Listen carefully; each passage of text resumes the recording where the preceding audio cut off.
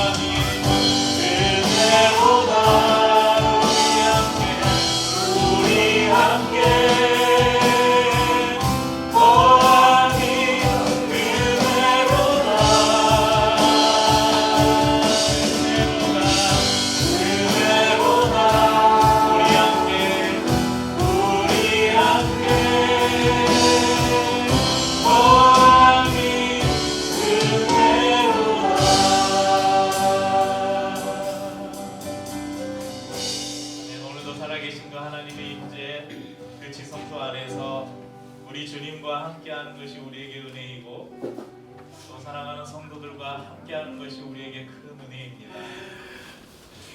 지난주까지 저희는 사형리를 바탕으로 P4U 시리즈 말씀을 통해서 복음이 무엇인가에 대해서 나누고 그 복음을 전하면서 예수님을 영접한다는 것, 하나님의 자녀가 된다는 것이 어떤 것인지 궁금해했던 분들에게 어느 정도 궁금증이 해소되는 시간이 되었을 것이고, 또 기존 우리 성도들에게는 복음에 대한 확신과 또 복음을 좀 잘 정리해서 전할 수 있는 그런 준비를 하는 시간이 되셨을 것이라고 믿습니다. 사형리 후반부에 보면 그 사원리를 설명한 다음에 예수 그리스도를 이제 영접한 사람들, 예수님을 이제 나의 구주, 나의 하나님으로 영접한 사람들이 어떤 생활을 해야 하는지, 그래서 여기 보면 그리스도인의 성장을 위한 권면, 이런 부분이 있습니다. 이 부분을 좀 6가지가 있는데 한번 같이 읽어보겠습니다. 1. 날마다 하나님께 기도하십시오. 2. 하나님의 말씀인 성경을 날마다 읽으십시오. 3. 말과 행동으로 그리스도를 증거하십시오. 4. 지극히 작은 일까지도 하나님께 맡기십시오. 5. 성령께서 당신의 일상을 주관하게 하시고 능력을 받아 그리스도의 증인이 되십시오. 뭐가 하나 빠졌는데? 3이 빠졌네요. 하나님께 항상 순종하십시오가 하나 더 있는데 6가지가 있는데 제가 하나 빠먹었어요. 이것은 이제 막 예수를 믿은, 뛰어나주세요. 이제 막 예수님을 믿은 사람들뿐만 아니라 아마 우리 이 자리에 참석한 우리 성도님들 가운데 예수님을 만난 지, 신앙생활한 지 수십 년이 지난 우리 성도님들, 아니면 엄마의 뱃속에서부터 교회를 다닌 소위 모태신앙이라고 하시는 분들, 그분들은 지금 이렇게 살고 계신가요? 날마다 하나님께 기도하고 하나님의 말씀인 성경을 날마다 읽고 하나님께 날마다 순종하고 말과 행동으로 그리스도를 증거하고 지극히 작은 일까지도 하나님께 맡기면서 성령께서 우리의 일상생활 모든 것을 주관하게 하는 그런 삶을 여러분 살고 계신가요? 이건 이제 막 예수님을 믿는 사람들뿐만 아니라 우리 모두가 늘 점검해야 될 그런 권면이라고 믿습니다. 그리고 마지막에 이제 그 다음 페이지에 보면 이런 구절이 있어요. 교회를 잘 선택하여 출석하는 일은 매우 중요합니다. 교회를 잘 선택하여 출석하는 일은 매우 중요합니다. 그러니까 원래 이 사형리는 이제 복음의 내용을 잘 정리해놔서 이걸 바탕으로 말씀을 나누는데, 이 사형리는 원래 이걸 들고 길이나 아무 데나 가서 아무 사람 붙잡고 그냥 전하는 거예요.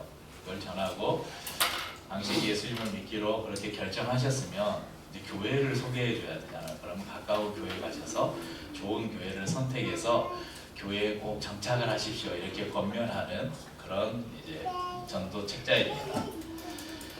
여러분들은 교회를 이미 이제 나오셨죠. 작년 저희가 가을에 신방을 했잖아요. 신방 주제가 뭐였습니까? 가을 캠핑이었습니다. 이제 대부분의 우리 성도들이 캠핑장에서 캠핑을 하면서 뭘 했죠? 모닥불을 피워놓고 소위 굴멍이라는 걸 했어요. 장작불을 피워놓고 우리가 도란도란 이야기를 나눴던 추억이 하나 저에게 만들어졌는데, 그 활활 타는 이 화롯대의 장작더미 가운데서 우리가 장작 하나를 딱 꺼내서 옆에 빼놓으면 어떻게 돼요? 금방 꺼져버리죠. 연기가 나면서 금방 꺼져버립니다. 그리고 그 꺼져버린 장작을 또 활활 타는 불에다 다시 넣으면 다시 또 활활 타오르죠.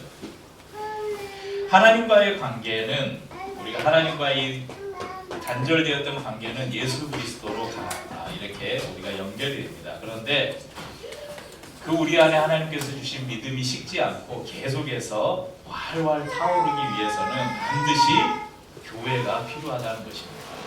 마치 활활 타는 그 화롯불이 교회와 같은 거예요. 교회를 잘 선택하는 것은 참 쉬운 일이 아닙니다. 어찌 보면 좋은 교회, 나쁜 교회, 그럼 교회를 좋은 교회, 나쁜 교회로 이렇게 구분하는 것 자체가 어찌 보면 모순이죠. 교회라는 것은 나쁠 수가 없으니까. 그런데 좋은 교회, 나쁜 교회를 구분하고 좋은 교회를 선택해야만 하는 자금의 한국 교회의 상황이 슬픈 현실이지만 어쩔 수 없는 또 현실이기도 합니다. 지난 주일 광고를 드린 것처럼 앞으로 이제 몇 주간은 이제 예수를 믿고 신앙생활 하시는 분들을 중심으로 해서 지혜로운 신앙생활이 뭘까? 그리고 슬기로운 교회 생활이 뭘까? 우리가 교회 생활, 신앙생활을 하는데 어떻게 하면 정말 하나님이 기뻐하시는 그런 신앙생활, 어떻게 하면 즐거운 교회 생활이 될 수 있을까? 그것에 대해서 나누려고 합니다. 오늘은 그 첫 번째로 우리가 예수 믿고 여러분 어디에 나와 있어요? 교회에 나와 있죠. 그럼 이 교회가 무엇인가를 우리가 가장 먼저 이해를 해야 합니다. 그래서 오늘은 슬기로운 교회 생활 첫 번째 시간 교회에 대해서 말씀을 나누겠습니다. 예수를 믿고 나면 교회를 선택해서 출석하는 것은 매우 중요합니다. 어떤 사람들은 내가 마음으로 예수를 믿으면 됐지 굳이 뭐 교회에 나가야 될 필요 있냐, 내가 예수 믿으면 됐지, 그렇게 말하는 사람들도 있고, 또 요즘에는 교회 문제들이 많다 보니까 교회를 열심히 다니다가도 이제 교회를 나가서 내가 혼자 신앙생활을 하겠다, 그래서 소위 무슨 성도죠? 가난한 성도들이 많아지는, 최근에 급격하게 늘고 있다고 합니다. 하지만 예수를 믿는 것과 교회를 다닌다는 것은 어떻게 보면 동일한 것으로 우리가 이해를 해야 합니다. 그러니까 우리가 예수 믿는다, 저는 예수 믿습니다 하면 우리는 그 사람이 어떤 사람이 생각해요? 교회 다니는 사람이라고 생각하죠. 저는 교회 다닙니다 이렇게 말하면 어떻게 생각해요? 저 사람이 예수 믿는 사람이구나. 그러니까 예수를 믿는 것과 교회를 다닌다는 것은 동일시 됐어요. 근데 요즘에는 이제 그게 안 되죠. 예수를 믿는데 나는 교회를 안 나가. 이런 사람들이 지금 있는 게 현실입니다.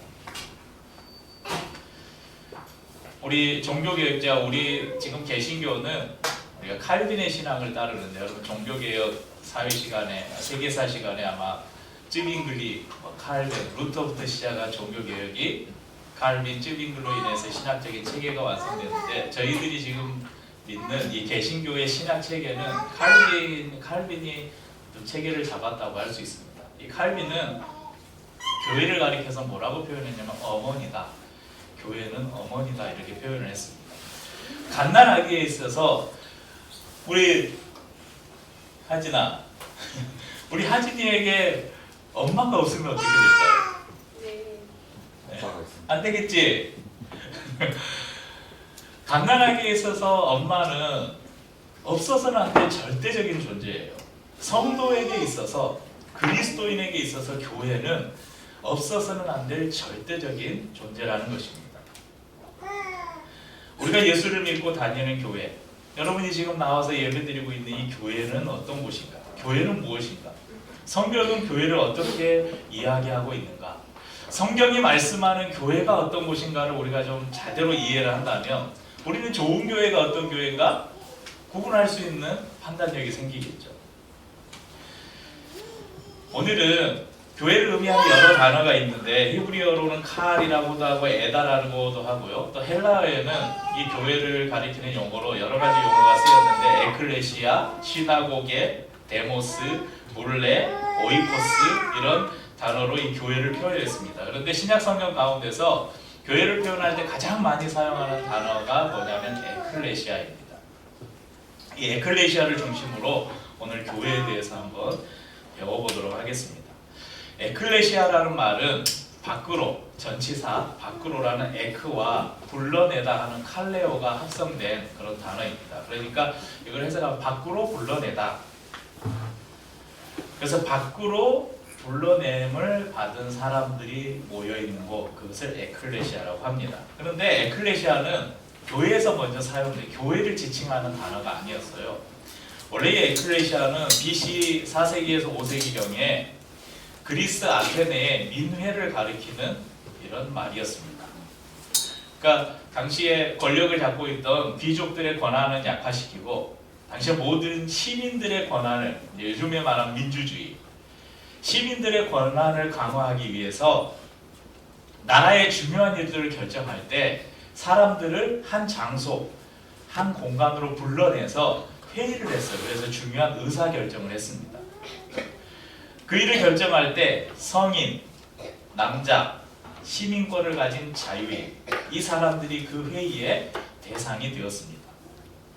그러니까 직접 민주주의의 시작과 같은 것이 바로 이 에클레시아였습니다.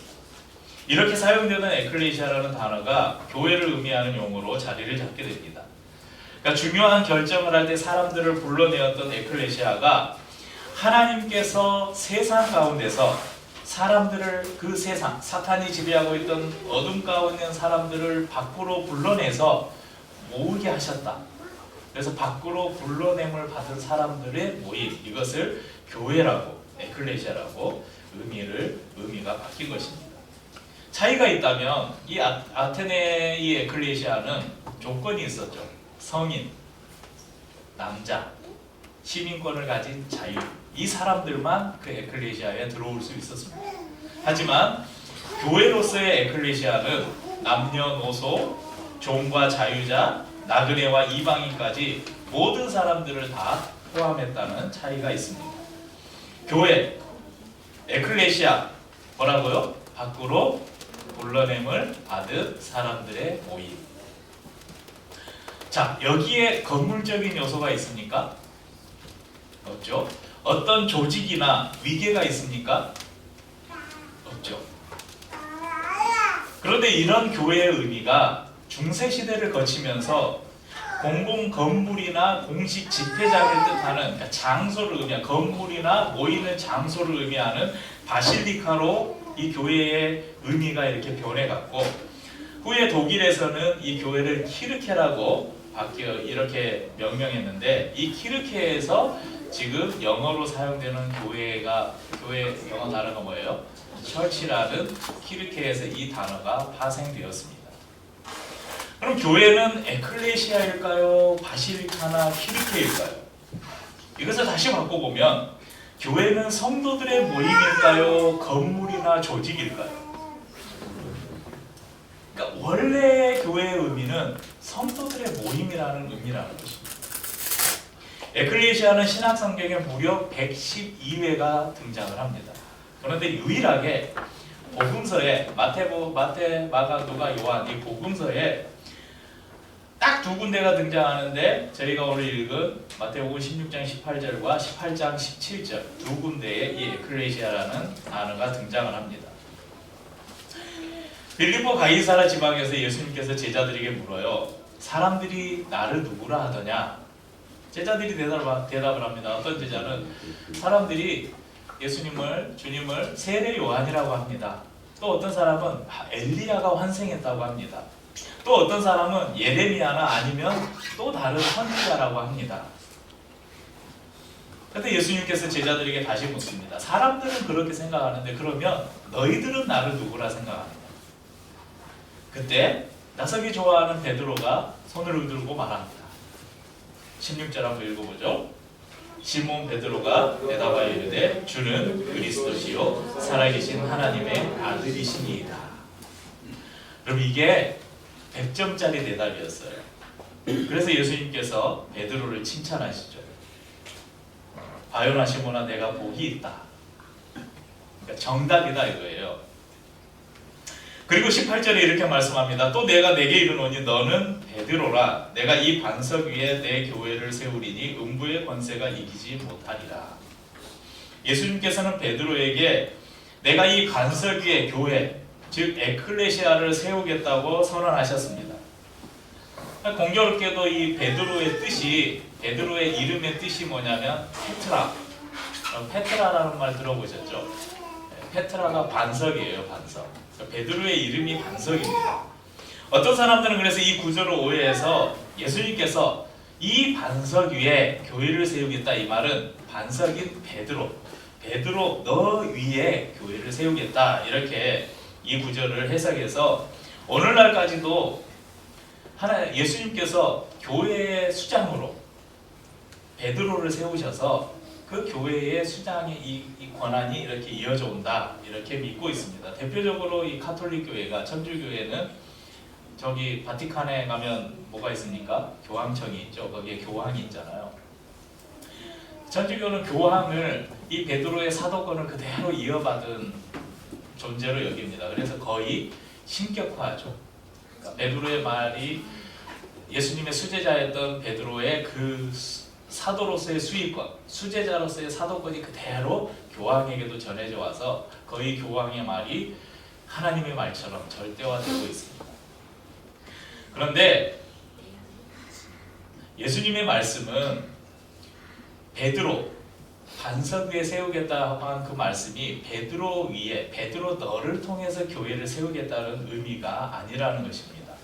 이 말씀을 하기 이전의 상황을 보십시오. 예수님이 내가 누구냐라는 질문에 주는 그리스도시요 하나님의 아들이십니다 이렇게 100점짜리 대답을 했잖아요. 그때 예수님께서 그 고백을 칭찬하시지만 그때 무슨 말씀을, 무슨 조건을 거셔요?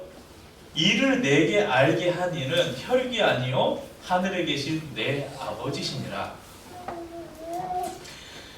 그러니까 예수님의 말씀은 베드로 너를 통해서 내가 내 교회를 세울 것인데 네가 지금 고백한 주는 그리스도시요 살아계신 하나님의 아들이라는 이 신앙 고백은 너의 능력으로 하게 된 것이 아니라는 거예요. 그러니까 우리가 가진 믿음이 지난주에도 제가 말씀드렸잖아요. 우리가 예수 그리스도는 나의 구주고 나의 하나님입니다. 우리가 이렇게 고백할 수 있는 것은 우리의 노력이나 의지로 되지 않는다는 것입니다. 하나님의 선물이라는 것입니다.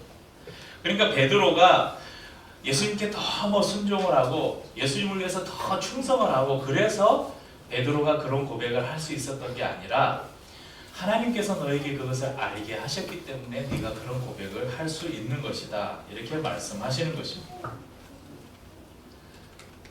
그래서 베드로 위에가 아니라 예수님께서 이 말씀하신 이 구절의 참 의미는 베드로 너를 통해서 교회를 세우겠다는 말씀이 아니라 베드로 네가 한 신앙 고백, 주는 그리스도시요 살아계신 하나님의 아들이십니다는 이 신앙 고백이 교회의 기초가 될 것이다. 이렇게 말씀하신 것입니다. 여러분, 그리스도라는 말은 기름 부음 받은 자 또는 구원자라는 의미입니다. 그래서 우리가 예수 그리스도 하잖아요. 예수는 그냥 이름이에요. 이름. 예수는 그냥 요한이나 베드로나 이런 당시에 구약에서는 조슈아라고 또는 예수아라고 그렇게 사용된 많은 사람들이 그냥 사용하던 이름이었어요. 근데 우리가 예수 그리스도라고 말하잖아요. 그리스도는 아무에게나 붙이는 이 명칭이 아니에요. 그리스도는 기름 부음, 하나님께서 기름 부어 세우신 자다, 기름 부음을 받은 자다, 또는 구원자다 이런 말입니다. 그러니까 나는 예수님을 믿습니다 이런 말보다는 나는 예수가 그리스도이심을 믿습니다. 이게 어쩌면 정확한 표현이에요. 그러니까 제가 예전에 들으신 분도 계실지 모르는데 제가 필리핀에 단기 선교를 간 적이 있었어요. 필리핀이 여러분 천주교 국가인 거 아시죠? 예전에 식민지 지배를 받으면서 그곳에 천주교가 들어가서 필리핀 가면 사람들에게 예수님 믿습니까? 그러면 믿는다 그래요. 그러니까 사람들이 예수를 다 알아요. 그 예수님을 믿는데요. 예수님을 안돼요. 그런데 예수님이 구원자인 것을 믿습니까? 그러면 그걸 안 믿는데요. 그래서 필리핀 선교사님들은 복음을 전할 때 예수 믿으세요라고 그렇게 전하면 안 된대요. 예수가 그리스도이심을 믿으십시오. 이렇게 말하세요. 물론 예수는 그리스도이십니다. 이것이 우리가 고백하는 신앙 고백이에요. 교회는 바로 이 고백 위에 세워졌습니다. 교회는 건물이 아닙니다. 교회의 주인은 목사나 장로가 아닙니다. 교회는 여전도회나 남전도회나 재직회나 공동회 등의 조직이 교회가 아닙니다. 교회는 예수를 주로 고백하는 사람들을 세상 가운데서 불러내셔서 남자나 여자, 어른이나 아이, 유대인이나 이방인, 주인이나 노예 차별 없이 하나 되게 하신 곳이 바로 교회라는 것입니다. 집을 지을 때 우리가 모래 위에 집을 짓습니까? 반석 위에 집을 짓습니까? 당연히 반석 위에 짓죠. 그렇다면 좋은 교회, 튼튼한 교회는 어떻게 지어진 교회인가? 바로 이 반석 위에 세워진 교회가 튼튼한 교회인데 이 반석이 뭐라고요? 베드로가 아니라고요. 이 반석이 뭐라고요? 주는 그리스도시요 살아계신 하나님의 아들입니다. 우리 안에 있는 이 변치 않는 신앙 고백, 이게 가장 견고한 반석이라는 거예요. 이 위에 교회가 세워져야 흔들림 없이 교회가 세워질 수 있다는 것입니다. 수십 수백억을 들여서 더 크게 더 화려하게 더 멋있게 지은 교회가 좋은 교회입니까? 멋진 음향과 화려한 조명과 수준 높은 찬양팀이 있는 교회가 좋은 교회입니까? 영적 카리스마를 가지고 회중을 울렸다 웃겼다 쥐락펴락하는 설교자가 있는 교회가 좋은 교회입니까?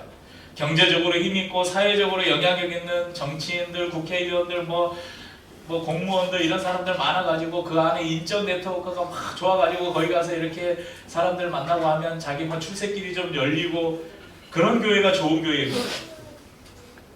이런 교회들이 모두 나쁜 교회라고 단정 지을 수는 없지만 앞서 제가 언급한 그 모든 것들은 결코 좋은 교회의 조건이 될 수 없다는 것입니다. 좋은 교회는 끊임없이 예수 그리스도가 나의 구주시고 하나님의 아들이라는 분명한 신앙 고백 안에서 성도들이 서로 연결되고 성도들이 서로 사랑하고 성도들이 하나님 앞에서 평등한 존재로 함께 하나님을 예배하고 하나님께서 각자에게 주신 은사를 따라서 교회를 세우고 세상을 향해서 하나님의 복음을 전하고 이웃을 섬기는 곳, 그것이 바로 건강하고 좋은 교회라는 것입니다. 요즘 많은 사람들이 교회를 선택하는 기준이 뭘까요? 교회 건물은 큰가? 주차장은 잘 돼 있는가? 유아실은 있는가? 어린이들 프로그램은 잘 돼 있는가? 인맥을 쌓을 만한 사람들이 많이 있는가? 우리 미혼인 청춘 남녀들은 거기에 예쁜 자매들, 형제들, 멋진 형제들 많이 있나? 저는 찬양으로 은혜를 많이 받는데 거기 찬양팀은 괜찮은가? 목사님 설교는 괜찮은가?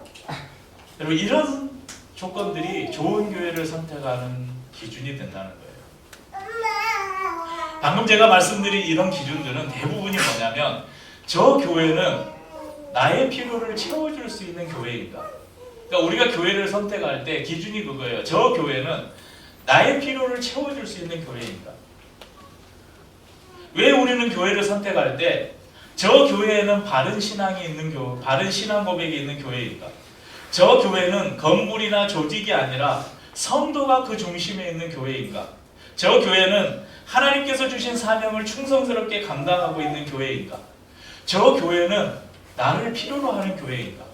저 교회를 위해서 내가 섬기고 헌신해야 될 부분이 뭐가 있을까? 여러분 이런 고민으로 교회를 선택하면 얼마나 좋을까요? 이렇게 만약에 교회를 선택하는 성도들이 많아진다면 큰 교회는 더 커지고 개척교회는 날마다 제자리 걸음하다가 3년도 안 돼서 문을 닫아야 되는 그런 교회들이 많지 않지 않을까요? 그러니까 지금 한국교회의 현실을 보십시오.